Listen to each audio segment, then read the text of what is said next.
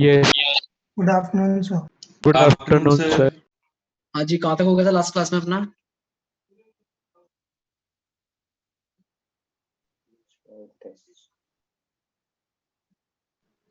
Heisenberg test करना था start. आपने रिएजेंट बता दिया था। हाइजेनबर्ग नहीं है, हिंसबर्ग। स्वयं मैंने स्पेलिंग गलत लिखी होगी, सॉरी, देख लूंगा। हाँ, सही कर लो उसको, हिंसबर्ग टेस्ट है। ठीक है, हिंसबर्ग टेस्ट स्टार्ट करते हैं। एक सेकंड स्क्रीन शेयर कर लेता हूँ।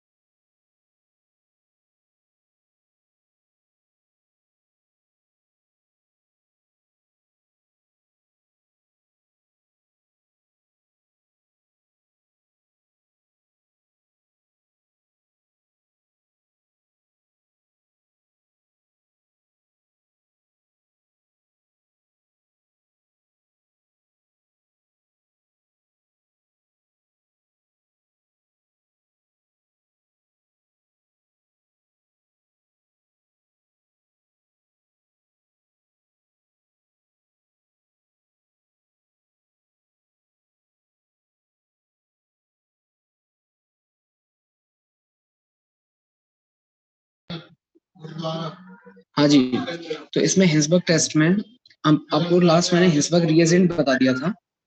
हिंसबर्ग रिएजेंट के आगे अब देखते हैं कि कैसे हम इसकी मदद से 1 डिग्री, 2 डिग्री और 3 डिग्री अमाइन के बारे में पता करेंगे। ठीक है, तो देखते हैं कि तीनों तरीके के एमाइंस के साथ कैसे कैसे रिएक्शन ये करता है। सबसे पहले बात करते हैं 1 डिग्री अमाइन। देखिए, आपने कोई 1 डिग्री अमाइन लिया, कोई 1 डिग्री अमाइन है आपके पास, और 1 डिग्री अमाइन के साथ रिएक्शन हो रही है हिंसबर्ग रिएजेंट की। हिंसबर्ग रिएजेंट क्या है? CH3 PH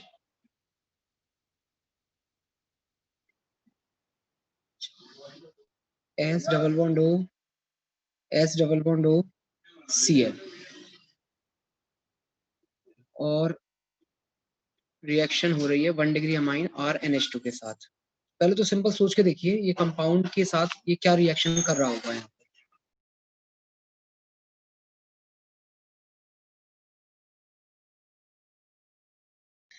सोच सकते हैं, ऐसी कोई नई रिएक्शन नहीं है। ट्राई कीजिए, क्या इन दोनों की आपस में क्या रिएक्शन चल रही होगी।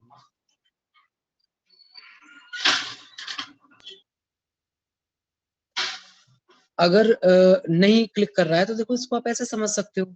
आपके पास में अगर RCOCl होता, एक एसिड होता है RCOOH, कार्बोक्सिल, यस, क्लोरीन की जगह RNH। Yes sir. भाई जिन लोगों को नहीं समझ में आ रहा है ऐसा समझो, एक आपके पास एसिड होता है RCOOH कार्बोक्सिलिक एसिड, और एक होता है सल्फोनिक एसिड। तो जैसे आपने कार्बोक्सिलिक एसिड का एसिड डेरिवेटिव पढ़ा है, ये क्या, RCOCl, बिल्कुल इसी तरीके से सल्फोनिक एसिड का जो क्लोराइड है S डबल बॉन्डो Cl, ध्यान से देखिए, वही तो है ये जो THCl है।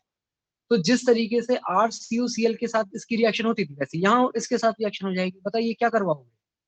हाँ जी, नाइट्रोजन का लोन पेयर अटैक किस पे करेगा? सल्फर। सल्फर पे।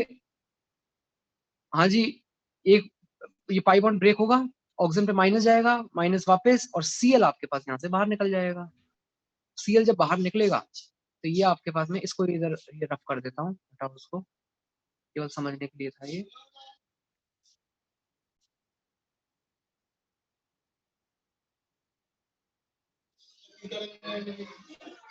हाँ जी, तो इसमें आपके पास में बन गया CH3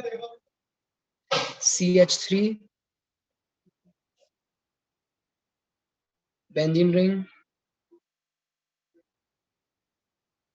S डबल बॉन्डो N अपना लोन पे डोनेट किया है, तो बताइए उसके पास में एक प्लस भी आ जाएगा। यस, प्लस आएगा तो इलेक्ट्रोनेगेटिविटी बढ़ जाएगी। इलेक्ट्रोनेगेटिविटी बढ़ेगी तो वो हाइड्रोजन से इलेक्ट्रॉन ले जाएगा, तो वो H भी मैंने पहले ही हटा दिया है यहाँ से। Cl भी हटा और H भी हटा, तो बेसिकली मैं यहाँ लिख रहा हूँ -HCl। समझ में आ रहा है? Cl तो ये वाला और एक H ये वाला डायरेक्टली हटा दिया है, ये बन गया है जी आपके पास में N के साथ एक R और एक H अभी लगा हुआ है। क्लियर? ये जो भी कंपाउंड बना ये होता है insoluble in water. Insoluble in water, ठीक है। इसको थोड़ी देर के लिए A बोल दीजिए, जो भी ये कंपाउंड बना है। इसके बाद में क्या होता है, इस इनसॉल्युबल कंपाउंड में जब ये पानी में है तो इसमें मिलाया जाता है NaOH। NaOH, ये बताओ नाइट्रोजन के साथ जो H लगा हुआ है थोड़ा बहुत एसिडिक है या नहीं है? है सर। है सर। है सर। और अगर एसिडिक है तो फिर OH माइनस, ये OH माइनस इस H को अपने साथ ले जाएगा। हाँ जी, H को अगर लेके जाएगा तो बताइए क्या बन जाएगा। यहाँ लिखता हूँ स्टार्टिंग से, CH3 PH S डबल बॉन्डो N पे माइनस और R, ये बनेगा। और साथ में ये जैसे नेगेटिव है तो इसके साथ में आप चाहें तो लिख सकते हैं Na प्लस, आगे लिख दो यहाँ Na प्लस।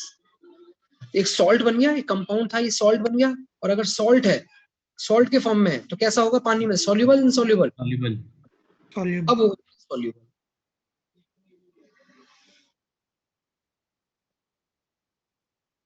ये है पानी में सॉल्युबल। आगे देखिए, इसमें इसके बाद में मिलाया जाता है थोड़ा सा HCl, एडेड स्लोली, धीरे धीरे मिलाया जा रहा है, एडेड स्लोली। क्या होगा? HCl एक तरीके से जो आपने पहले NaOH मिलाया है उसके साथ रिएक्शन करेगा।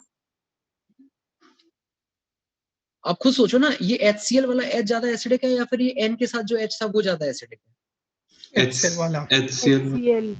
अगर HCl वाला H ज्यादा एसिडिक है तो फिर ये आपके पास NaOH जो पहले मजबूरी में इसके साथ रिएक्शन की थी अब वहां से तो अलग हो जाएगा और इसके साथ रिएक्शन करेगा। इसके साथ रिएक्शन करेगा तो बताओ वापस से ये वाला कंपाउंड बन जाएगा या नहीं बन जाएगा? फिर से कंपाउंड A बन जाएगा जो कि कैसा है? इनसॉल्युबल। लेकिन आप क्या काम करो, आप जो HCl आपने मिलाना स्टार्ट किया था एडिड स्लोली, इसको रोकना नहीं है आपको। आपका अच्छा खासा एक जो सॉल्यूशन है उसमें आपको टर्बिडिटी दिखने लग जाएगी जैसे ही वो इनसॉल्युबल होगा। आप मिलाते चले जाइए, आप कंटिन्यू कीजिए, आप HCl मिलाते जाइए। मोर HCl इज एडेड। HCl के साथ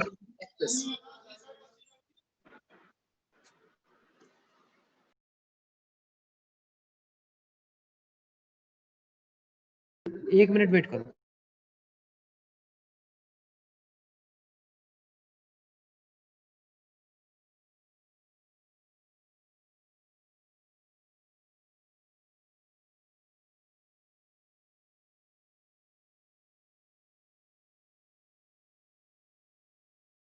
हाँ जी, तो ये आपके पास में जो HCl आपने मिलाना स्टार्ट किया था वो रोकना नहीं है, आप HCl मिलाते जाइए।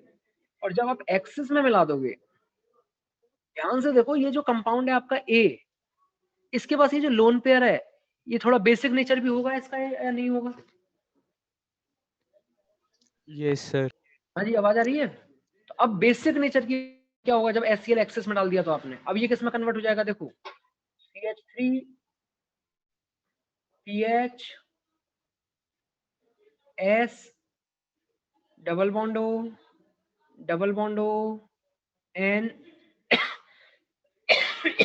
सॉरी H R प्लस, ये प्लस है पूरा का पूरा, और इसके साथ में आप एक Cl माइनस और लिख दीजिए। हाँ जी, बन गया सॉल्ट। बताइए घुल जाएगा नहीं घुलेगा पानी में फिर से? Yes sir, soluble. Soluble in water.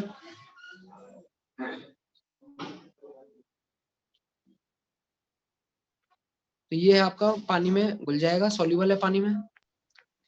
और इसके बाद में अगर मान लीजिए इसकी आप हाइड्रोलिसिस करवाते हो, ये जो बना है आपके पास, इसकी फिर से अगर आगे हाइड्रोलिसिस करवाई जाती है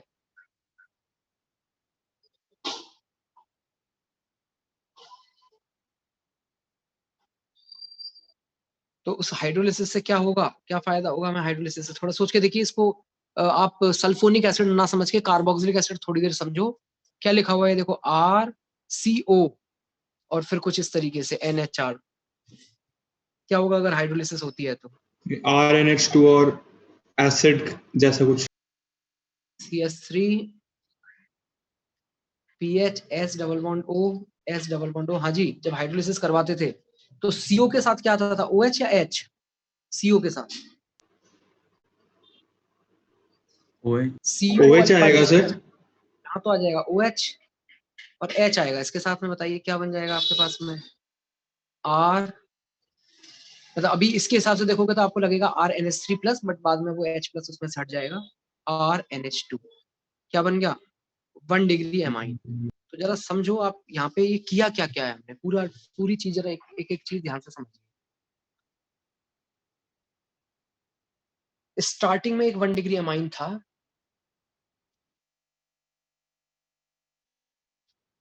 हाँ जी, रिएक्शन वगैरह करवाई और फाइनली देखो समहाउ हमने उसको वापस से फिर 1 डिग्री अमाइन में ले आए या नहीं ले आए? लास्ट में फिर से हमने वही 1 डिग्री अमाइन बना दिया। तो इसका मतलब ये हुआ कि अगर कभी किसी मिक्सचर में से 1 डिग्री अमाइन को अलग करने वाली बात हुई, सेपरेट करने वाली बात हुई, तो वो सेपरेट हम इस मेथड से कर सकते हैं। जो पार्ट आपका इनसॉल्युबल है उसको फिल्टर में से छान करके आप अलग कर सकते हो बाकी सॉल्यूशन से, और फिर छानने के बाद में फिर आप उसका सॉल्ट बना सकते हो एक्सेस HCl डाल करके, और फाइनली हाइड्रोलिसिस करके जो 1 डिग्री अमाइन है उसको उसमें से सेपरेट आउट किया जा सकता है। सर बात समझ में? हाँ जी। वो HCl स्लोली क्यों किया?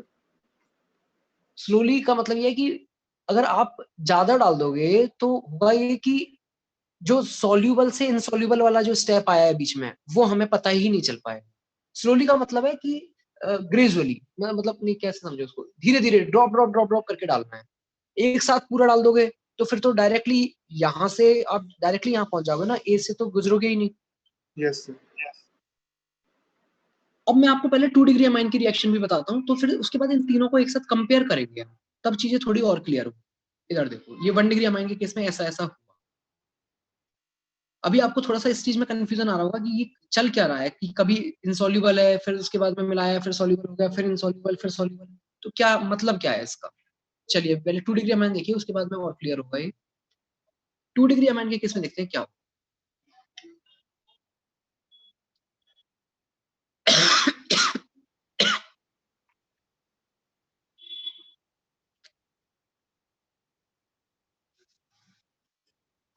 CH3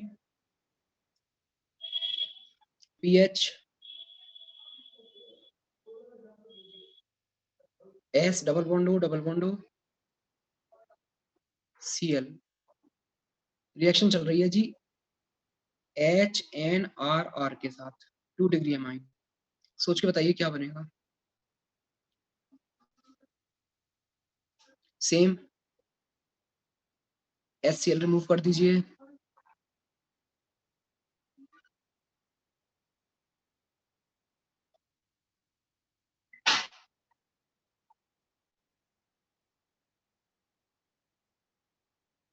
बन गया। कैसा होगा? ये है इनसॉल्युबल पानी।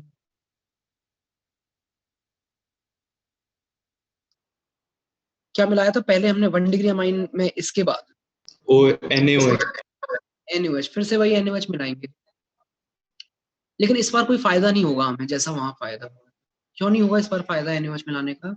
Acidic H। क्योंकि कोई एसिडिक H है ही नहीं।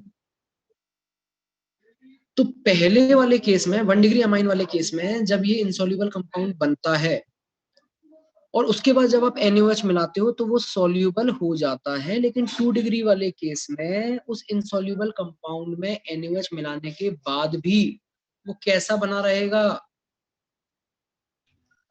कैसा बना रहेगा? इनसॉल्युबल। अभी भी इनसॉल्युबल ही है, वो सॉल्युबल हुआ ही नहीं, कोई सॉल्ट बन ही नहीं पाया, क्योंकि इसमें एसिडिक H है ही नहीं। आगे बढ़िए, फिर उसके बाद क्या करते थे आप? अच्छा, ये स्टिल इनसॉल्युबल वाला कंपाउंड भी क्या है? यही है, ऊपर वाला ही सेम कंपाउंड चल रहा है, कोई उसमें डिफरेंस नहीं आया। हाँ जी, इसके बाद क्या करते थे? HCl addition. HCl मिलाते थे। मिलाओ यहाँ पर HCl, जैसे जैसे आप HCl मिलाते जाओगे अब ये बताओ HCl के साथ रिएक्शन कर लेगा या नहीं कर लेगा? कर लेगा। HCl के साथ कर लेगा, क्या बनाएगा?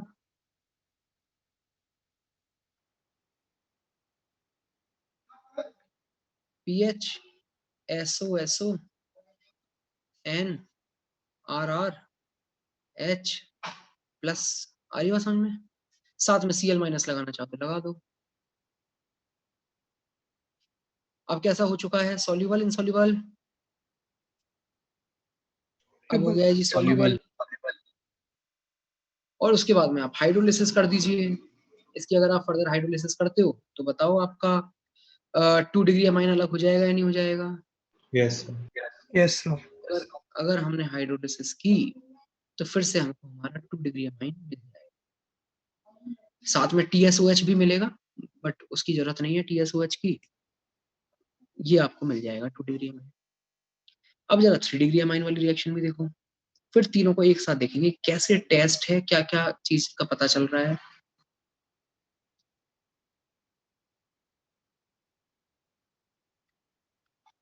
हाँ जी, 3 डिग्री अमाइन के वाले केस में क्या है आपके पास? CH3 PH S double बॉन्डो Cl, reaction हो रही है जी NR3 के साथ। क्या होगा बताओ?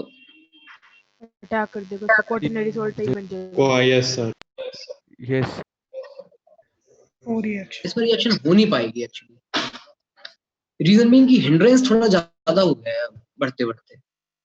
उधर वो जो सल्फर जिसपे अटैक आप करवा रहे हो, ध्यान से देखिए, वो खुद ऑलरेडी हिंडर्ड है। फिर आपके पास में नाइट्रोजन के पास भी आपने 3 R लगा दिए। तो इस केस में क्या होता है, पहली स्टेप में, अब वहां तो क्या होता था, HCl निकल जाया करता था, तो वो HCl का निकलना भी थोड़ी बहुत फिजिबिलिटी प्रोवाइड करता था रिएक्शन को। लेकिन यहाँ तो ऐसा कुछ HCl भी नहीं निकल रहा होगा, तो आपके पास में इस केस में रिएक्शन होती ही नहीं है। तो इसमें तो मतलब बेसिकली आपको उसमें जो एक इनसॉल्युबल कंपाउंड बनता था वो भी नहीं बनता 3 डिग्री वाले केस में। तो अब जरा हम बात करते हैं पूरा एकदम स्टार्टिंग से कि कैसे हमारा हिंसबर्ग रिएजेंट, मैंने आपको कल एक नोट लिखवाया था इसके बारे में कि क्या क्या हम यूज करते हैं, इसका किस किस जगह यूज करते हैं। पहला यूज तो क्या बताया था हिंसबर्ग टेस्ट का? Distinguish between 1 degree, 2 degree and 3 degree amines. आप इसकी मदद से ये पता कर सकते हो कि आपके हाथ में जो अमाइन है वो 1 डिग्री है, 2 डिग्री है, 3 डिग्री है। कैसे पता कर सकते हैं, सुनिए देखिए एक बार। आपके पास कोई भी अमाइन है, ध्यान से सुनते जाना बस, केवल कोई भी अमाइन आपके पास दी, आपने उसमें मिलाया हिंसबर्ग रिएजेंट TSCl। TSCl के मिलाने के बाद में आपको एक इनसॉल्युबल कंपाउंड मिल जाएगा। अगर इनसॉल्युबल कंपाउंड मिल रहा है तो हमें पता चलेगा कि हमारे पास जो अमाइन है वो 1 डिग्री या 2 डिग्री है, 3 डिग्री बिल्कुल नहीं है। और अगर कोई इनसॉल्युबल कंपाउंड नहीं मिलता है तो हमें क्या पता चलेगा कि वो 3 डिग्री अमाइन है। बताइए, अमाइन का पता, ये 1 डिग्री 2 डिग्री एक साथ और 3 डिग्री एक साथ, ये चीज यहाँ तक क्लियर हुई? Yes, sir. आपके पास कोई अमाइन है, ध्यान से सुनना, कोई आपके पास अमाइन है, अभी हमें इसकी डिग्री नहीं मालूम है, इस अमाइन में हमने हिंसबर्ग रिएजेंट मिला दिया, और हिंसबर्ग रिएजेंट मिलाने के बाद में आपको उसमें 2 सिचुएशन आ सकती है। क्या क्या? या तो इनसॉल्युबल कंपाउंड बने या फिर इनसॉल्युबल कंपाउंड नहीं मिले।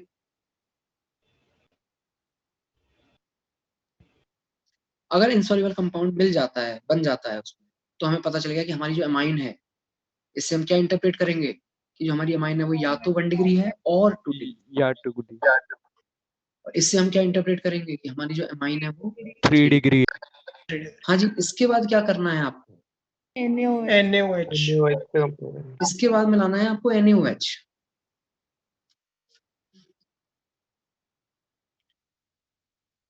इसके बाद आपको मिलाना है NaOH। फिर से 2 सिचुएशन आएंगी यहाँ पर। क्या क्या? Soluble, insoluble. ये या तो सॉल्युबल हो जाएगा या इनसॉल्युबल ही रहेगा। या फिर वो स्टिल इनसॉल्युबल रहेगा। अगर वो सॉल्युबल हो जाता है 1 डिग्री। 1 degree amine. यहाँ से इंटरप्रेट करेंगे कि 1 डिग्री अमाइन है, और अगर वो अभी भी इनसॉल्युबल है तो फिर हमें पता चलेगा कि वो 2 डिग्री अमाइन है।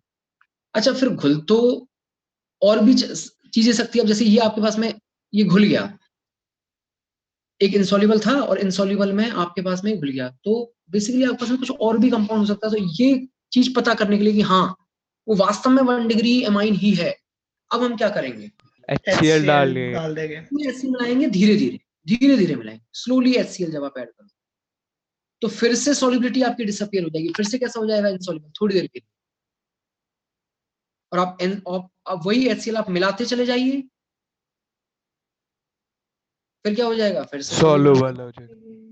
ये सब ये जादू टोना करके हमें एकदम कंफर्म हो जाएगा कि हाँ भाई एक बार पहले सॉल्युबल फिर इनसॉल्युबल फिर से सॉल्युबल, तो पक्का वो हमारा अमाइन 1 डिग्री अमाइन ही। आ रही है बात समझ में? तो बताइए, आपने 1 डिग्री 2 डिग्री और 3 डिग्री अमाइन का पता कर लिया नहीं कर लिया? इसके बाद में बात आती है सेपरेशन की।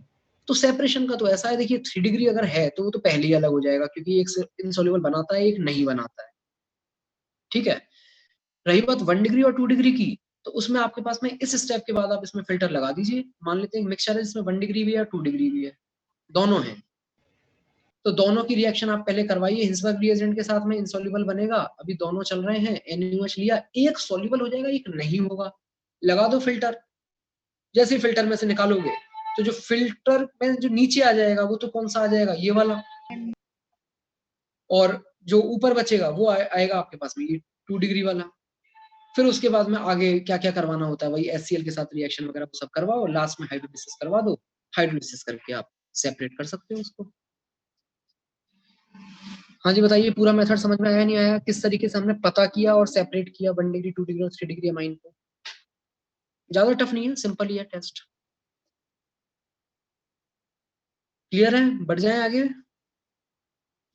तो नोट कर लो आप इसको फटाफट एक बार, नोट कीजिए जल्दी।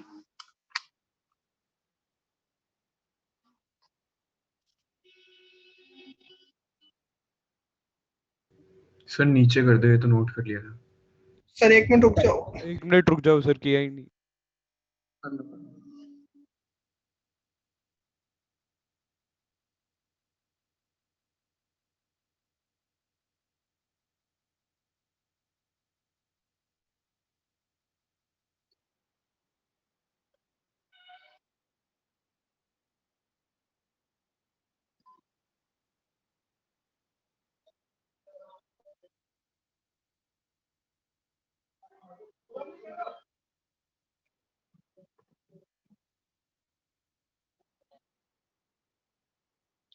नीचे कर दिया जाए थोड़ा, हो गया ईशान यहाँ तक? ठीक सर, HCl एडिशन पे हूँ सर अभी मैं।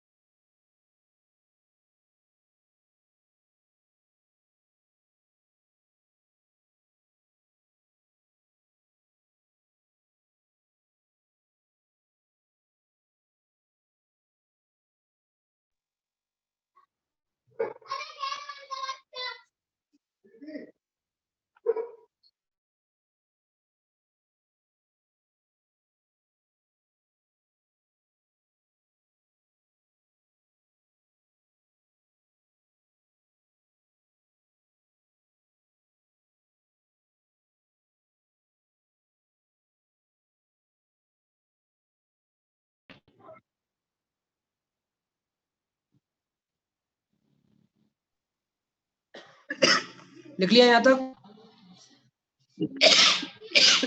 तो सेकंड डिग्री पे आगे।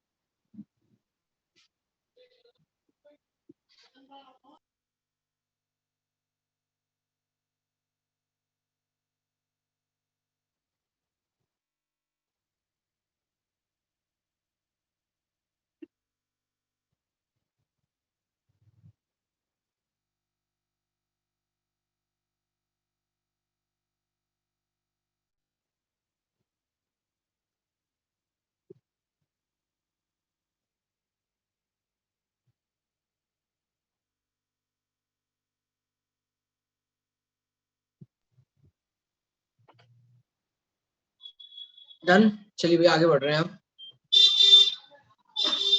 अगली रिएक्शन लिखनी है आपको एमाइंस की। हेडिंग डाल लीजिए रिएक्शन विद HNO2। ये वैसे ऑलरेडी पढ़ी हुई रिएक्शन है, नया नहीं है इसमें कुछ भी। Reaction with HNO2। पहले तो एक बार शॉर्ट में बता दीजिए क्या रिएक्शन होती है। ROH बन जाता है। ROH बन जाता RNH2 की रिएक्शन जब आप करवाओगे HNO2 के साथ, और HNO2 की जगह और क्या यूज किया जा सकता था? NaNO2 और HCl। तो इसमें आपको मिलता है ROH। ये हमारे पास एल्कोहल बनाने का मेथड में भी हम पढ़ चुके हैं इस रिएक्शन को। मैंने वैसे पूरी मैकेनिज्म इसकी आपको ऑलरेडी बताई हुई है ना, और कई बार आती है रिएक्शन, तो इम्पोर्टेंट तो है नो डाउट। तो एक बार फिर से हम इसकी मैकेनिज्म की पूरी बात कर लेते हैं। तो आप में से कोई बताइए क्या क्या हो रहा होगा। HNO2 से। हाँ जी, सबसे पहले जो आपका HNO2 है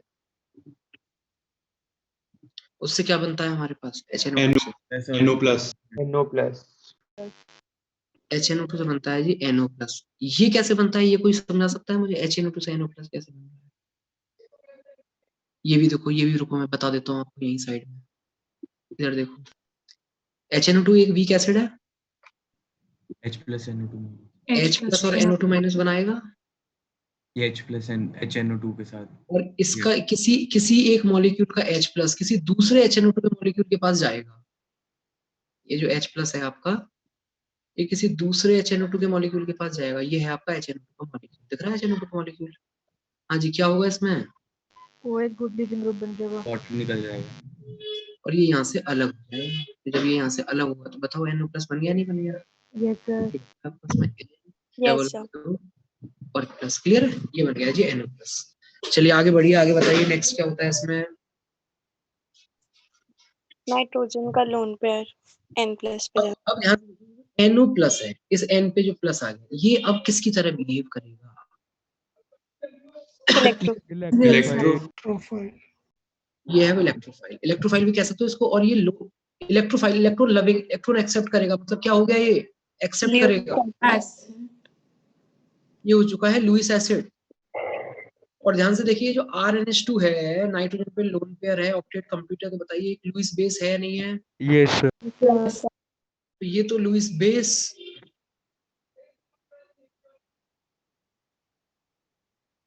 और ये लुईस एसिड। क्या होगा, ये फटाफट अपना लोन पेयर इसको डोनेट करेगा। जब लोन पेयर डोनेट करेगा तो आपके पास R N, नाइट्रोजन ने लोन पेयर डोनेट कर दिया है। हाँ जी, कुछ चार्ज लगा दें इसके ऊपर। क्या चार्ज आ जाएगा बताओ? प्लस आ जाएगा। प्लस इधर बॉन्ड बन गया। इस नाइट्रोजन ने इलेक्ट्रॉन एक्सेप्ट किया है तो माइनस आना चाहिए था और Yes. प्लस पहले से था। काम खत्म। हाँ जी, डबल बॉन्ड। नेक्स्ट, इसके बाद में क्या होगा? इसके बाद में आप इसको करा दीजिए टोटो, मतलब पहले बात तो एक H प्लस हटा दीजिए इसमें से। ये नाइट्रोजन की इलेक्ट्रॉन नेगेटिविटी ज्यादा हो गई है, खींच ले जाएगा, हटा दो।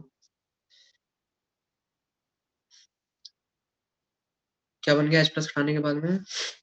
R N H N double bond. अब क्या होगा इसमें? अब होगा इसमें टॉटोमराइजेशन। कैसे होगा टॉटोमराइजेशन?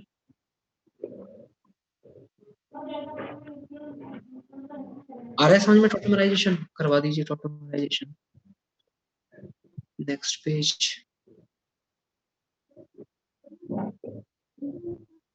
करवा दीजिए इसमें टॉटोमराइजेशन। क्या हो गया देखो, R N double bond N single bond OH। अच्छा ये बताइए, मीडियम आपका एसिडिक है या नहीं है? Yes sir. Yes sir. अगर मीडियम एसिडिक है क्या होगा?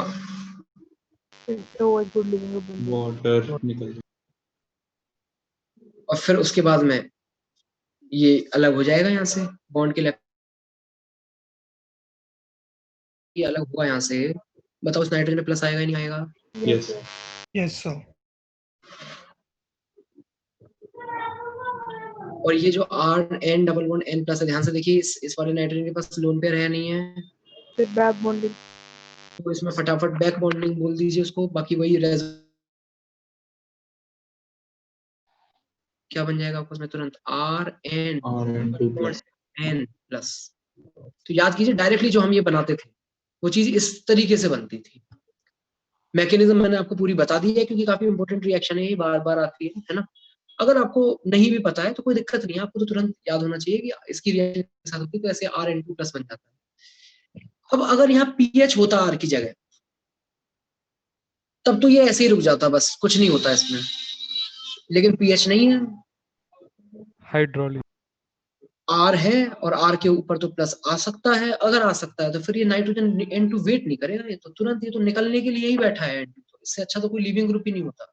क्या होगा फिर इसमें? H2O भी आएगा और फिर OH लग। हाँ जी, उड़ गया हवा में N2 और ये क्या बन गया R प्लस। इस पूरी रिएक्शन में आपका सॉल्वेंट क्या चल रहा है? Water, H2O। Yes sir. Yes sir. H2O solvent है, वही सॉल्वेंट इसकी तरह काम करेगा इस रिएक्शन में। न्यूक्लियोफाइल का काम भी वही कर लेगा और वो इसके ऊपर अटैक कर देगा। तो क्या बन जाएगा आपके पास? ROH N बन जाएगा इस तरीके से। तो ये पूरी रिएक्शन की मैकेनिज्म है, लिख लीजिए इसको।